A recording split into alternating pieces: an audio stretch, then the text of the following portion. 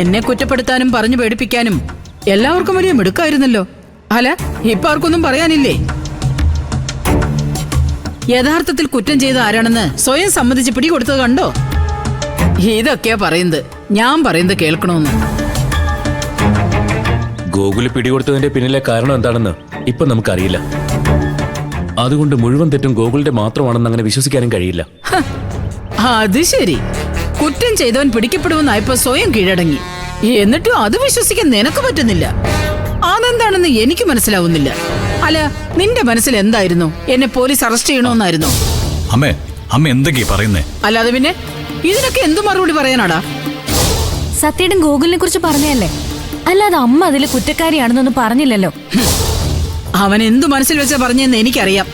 നീ അത് വിശദീകരിക്കാൻ വരണ്ട സോനെ. അമ്മ പറഞ്ഞത് കേട്ടില്ലേ? നീ വെറുതെ ആവശ്യമില്ലാത്ത കാര്യങ്ങളും സംസാരിക്കണ്ട. അതുകൊണ്ടൊരു പ്രയോജനമില്ലല്ലോ. ദൈവം എന്റെ കൂടെയാ. ഞാൻ അങ്ങനെ തെറ്റൊന്നും ചെയ്യില്ലെന്ന് ഈശ്വരനറിയാം. എന്തായാലും ഞാനൊന്ന് അമ്പലത്തിൽ പോയി പ്രാർത്ഥിച്ചിട്ട് വരട്ടെ.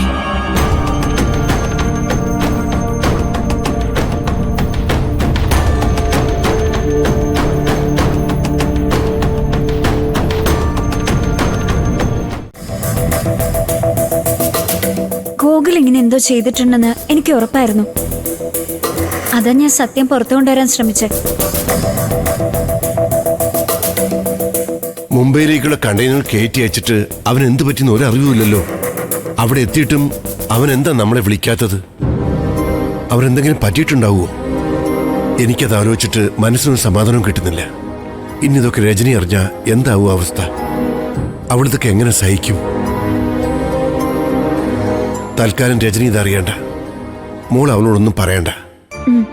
ഇല്ല, ഞാനൊന്നും പറയില്ല. ഇനി മോനെ കുറിച്ച് നമ്മൾ എങ്ങനെ അന്വേഷിക്കും? അവൻ എന്താ പറ്റിയെന്ന് നമ്മൾ എങ്ങനെ അറിയും? അത്രയും ദൂരമുള്ള സ്ഥലത്ത് ആരെയും നമുക്കറിയില്ലല്ലോ. പോലീസ് വേണ്ട രീതിയിൽ അന്വേഷിക്കുന്നുണ്ട്. അവരെന്തെങ്കിലും കണ്ടുപിടിക്കാതിരിക്കില്ല. എന്റെ മോനെ ജീവനോട് തിരിച്ചു കിട്ടണമെന്ന് ഒരു പ്രാർത്ഥന എനിക്കുള്ളൂ. ജീവനൊന്നും സംഭവിച്ചിട്ടുണ്ടാവില്ല.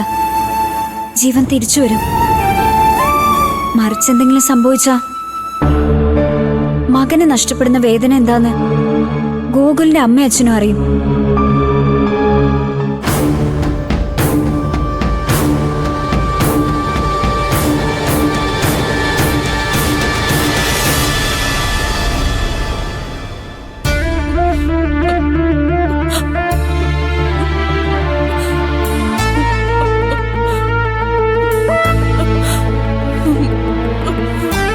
എന്തോ നാടിയത്? നീ ഇങ്ങനെ കരഞ്ഞിട്ട് ഇനി എന്താ കാര്യം സാവിത്രി? ഒക്കെ അവന്റെ തീരുമാനങ്ങളല്ലേ. ചെയ്തു പോയ തെറ്റിന് കുറ്റബോധം ഉള്ളതുകൊണ്ട് അവൻ കീഴടങ്ങി. അല്ലാതെ നമ്മളാരും നിർബന്ധിച്ചിട്ട് കീഴടങ്ങിയതൊന്നും അല്ലല്ലോ.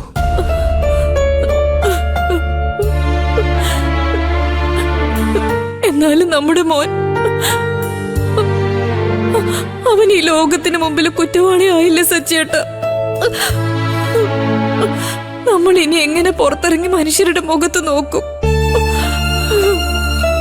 സംഭവിക്കാനുള്ളതൊക്കെ സംഭവിച്ചു. ഇനിയിപ്പോ അതിന്റെ ഭവിഷ്യത്ത് അനുഭവിക്കാതെ പറ്റൂ? ഒരു കണക്കിന് അവൻ കീഴടങ്ങിയത് നന്നായി. പോലീസ് അവനെ ചോദ്യം ചെയ്തിട്ട് കുറ്റം സമ്മതിപ്പിക്കുകയാണെങ്കിൽ നമുക്കതിലും ഏറെ നാണക്കേടാവില്ലായിരുന്നോ? ഇതിലും വലിയ കുറ്റം ചെയ്തവരിവിടെ മാന്യന്മാരായിട്ട് നടക്കുന്നില്ലേ? അവൻ പോലീസിന് കീഴടങ്ങാതെ മുൻകൂർ ജാമ്യം എടുത്തതിന് ശേഷം പോലീസിൽ പിടികൊടുത്താൽ മതിയായിരുന്നു. അതെങ്ങനെയാണ് ഇനി നടക്കുന്നേ? അവൻ ഇന്നലെ രാത്രി തന്നെ പോലീസിൽ സറണ്ടർ ആയത് എന്തിനാണെന്ന് നമുക്ക് രണ്ടുപേർക്കും അറിയാവുന്നതല്ലേ. നമ്മുടെ മകന് സംഭവിച്ച തെറ്റിന് അവൻ ചെയ്യുന്ന ഏറ്റവും വലിയ പ്രായശ്ചിത്തം ഇത് തന്നെയാ. ഈ കേസിൽ അനന്തം മാഷിന്റെ പേര് വലിച്ചഴക്കപ്പെടാതിരിക്കുക,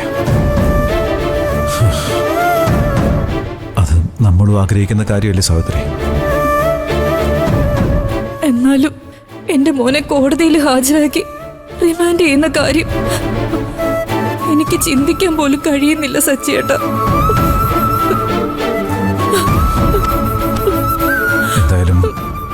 ഒഴിവാക്കാൻ പറ്റുമെന്ന് തോന്നുന്നില്ല.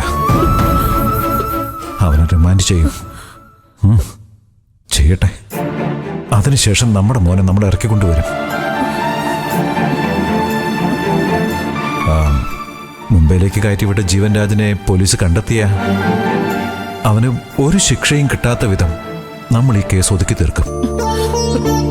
എനിക്ക് എന്റെ മോനൊന്ന് കാണണം സച്ചിയേട്ടാ, ഇപ്പൊ തന്നെ കാണണം. അത് വേണോ സഹോദരി? പോലീസ് സ്റ്റേഷനിൽ വെച്ച് നിന്റെ മോനെ നിനക്ക് കാണണോ? പിന്നെ ഞാൻ അവനെ ജയിലിൽ പോയിട്ടാണോ കാണേണ്ടത്? അവന് ജാമ്യം കിട്ടില്ലെന്ന് സച്ചിയേട്ടൻ തന്നെയല്ലേ പറഞ്ഞ്. എനിക്ക് കാണണം. എന്റെ മോനെ എനിക്ക് കണ്ടേ പറ്റൂ. കാണാം. കരയാതിരിക്കേ.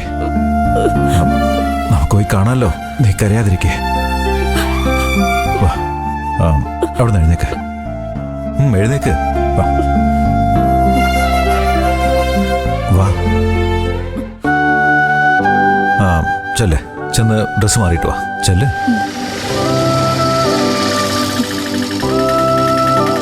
നീ പോയി റെഡിയാവ്, ഞാൻ നോക്കിക്കോളാം. ചെല്ല്.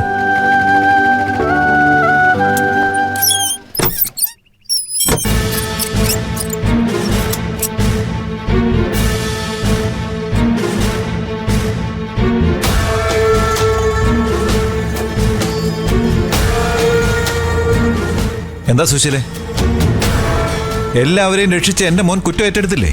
പിന്നെ ഇതിനാ നീ വീണ്ടും ഇങ്ങോട്ട് വന്നേ? അവനിപ്പോ പോലീസ് കസ്റ്റഡിയിലാ. അതറിയാനാണ് നീ വന്നേ? അല്ല സാറേ, ഞാനെല്ലാം അറിഞ്ഞിട്ടാ വന്നത്. ഇപ്പോഴെങ്കിലും സുശീല നിരപരാധിയാണെന്ന് സാറിന് മനസ്സിലായല്ലോ. സുശീലയുടെ നിരപരാധിത്വം ഒന്നും എന്നോട് ബോധ്യപ്പെടുത്തണ്ട. അതൊക്കെ ദൈവത്തോട് ബോധ്യപ്പെടുത്തിയാൽ മതി. ഞാൻ എന്നും വീട്ടിൽ വിളക്ക് വെച്ച് പ്രാർത്ഥിക്കാറുണ്ട് സാറേ. എന്റെ പ്രാർത്ഥന കൊണ്ട് തന്നെയാ ഗോകുലിന് പോലീസ് സ്റ്റേഷനിൽ പോയി കീഴടങ്ങേണ്ടി വന്നത്.